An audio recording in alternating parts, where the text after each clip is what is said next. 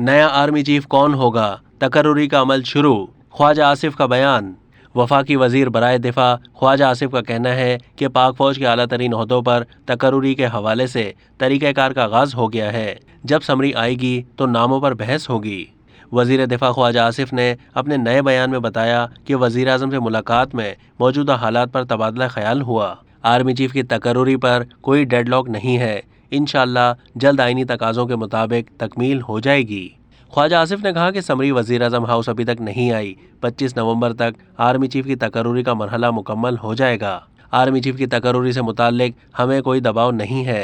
इत्तेहादियों के साथ तबादला ख्याल हर सतह पर हो रहा है। उन्होंने मजीद कहा कि सीनियर मोस्ट 5 या 6 नाम आएंगे, उन्हीं में से नाम फाइनल हो जाएगा। फिलहाल इस वक्त तक इस मामले में कोई पेशरफ्त नहीं हुई। हुकूमत को उम्मीद है कि सदर मुमलिकत आरिफ अलवी इस अमल में रुकावट पैदा नहीं करेंगे, आर्मी चीफ से मुतालिक समरी नहीं रोकेंगे।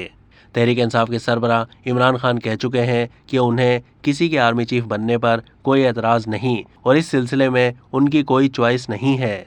अब तक के लिए इतना ही। मज़ीद मालूमात के लिए डेली जंग के यूट्यूब चैनल को सब्सक्राइब कीजिए।